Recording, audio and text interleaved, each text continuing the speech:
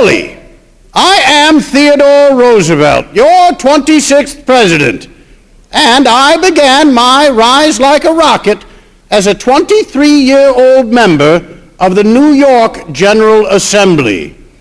I was known then as the Cyclone Assemblyman, and it would be my hope that in the fight for righteousness and justice that there might be a cyclone alive today in Oregon.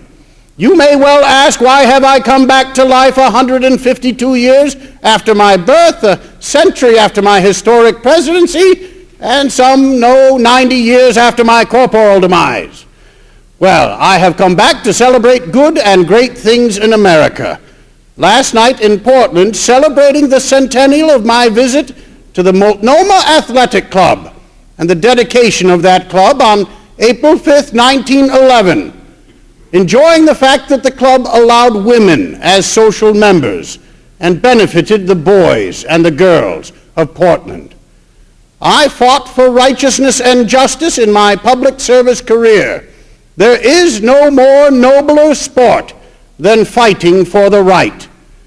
Here in Oregon, at the turn of the century, we confirmed that the people that had been an Atlantic people had become equally a Pacific people. We had filled in our great continent.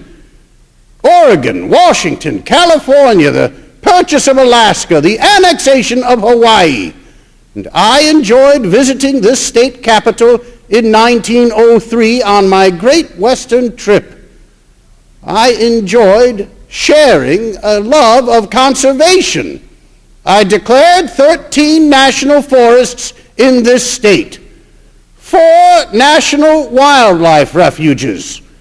And while I am known by some as a great advocate of the national parks, Congress only worked with me to declare 5, only 3 of which exist today.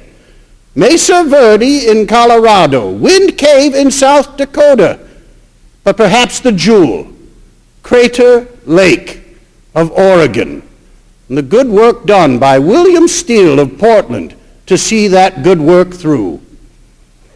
Mr. Speaker, when good deeds are done for the people, those good deeds often will be criticized.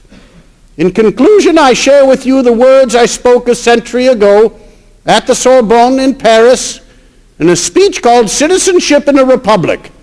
A small portion of that speech today stenciled on below decks on the USS Theodore Roosevelt. The Navy calls that great aircraft carrier the Big Stick, as in the old African proverb I was wont to quote, "Speak softly and carry a big stick, you will go far." Remember, when your good deeds are criticized, remember what I told the French and you today. It is not the critic who counts, not the man who points out how the strong man stumbles or where the doer of deeds could have done better. The credit belongs to the man, and today to the woman, who is actually in the arena, whose face is marred by dust and sweat and blood, who strives valiantly, who errs and comes up short again and again, because there is no effort without error or shortcoming, but who knows the great devotions, the great enthusiasms, who spends himself in a worthy cause, and who in the end, at the best, knows the triumph of high achievement, and who at the worst, if he fails, at least he fails while daring greatly, that his name shall never be with those cold and timid souls who know neither victory nor defeat. Mr. Speaker, it has been an honor and a privilege. Up with Oregon!